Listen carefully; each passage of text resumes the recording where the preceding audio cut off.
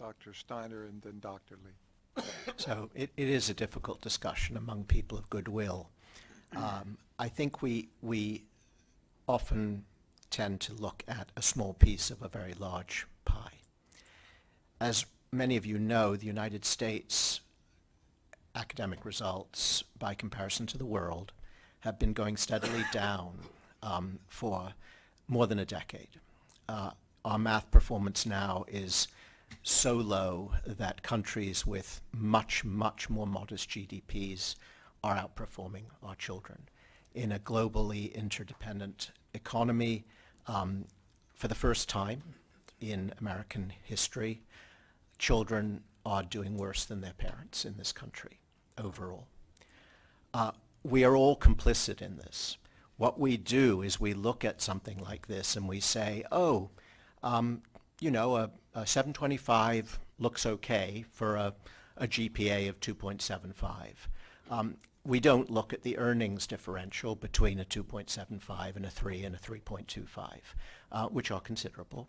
We don't look at lifetime returns on these differences. We don't notice that over time the GPAs have been inflated. In other words, we take a small slice of this and we rationalize what we're doing out of a good faith, a really good faith view of fairness and equity.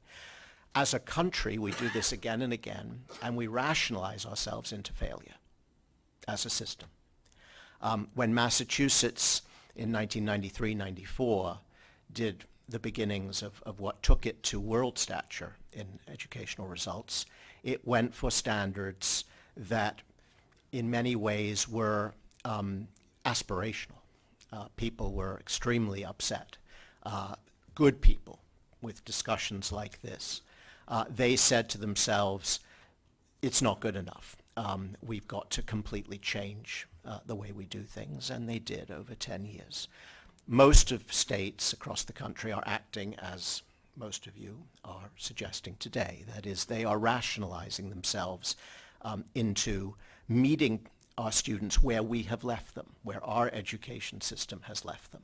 In other words, what happens is we have an education system, it produces some results, and I'm now including higher education. I'm very much including higher education. And then we say, well, in order to be successful in this system that is ratcheting downwards, we can be at 725 based on the good data that you've been kind enough to share. That is a recipe for national disaster over the long run. It will make us a third world economy eventually. And this is a small slice of that piece.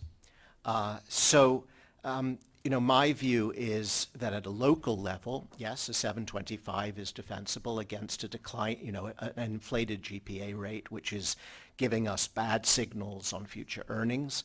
But for me, I can't support it because I also know that part of this is the bridge project, and therefore it's meaningless. We have 36% of Baltimore's graduates graduating thanks to a project of which we have no failure rate. I repeat again, we have over a third of Baltimore City students graduating thanks to a process which the board has been provided no standards to judge.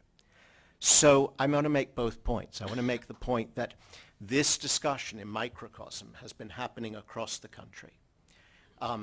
I disagree with former President Bush on almost everything, but not on the soft bigotry of low expectations.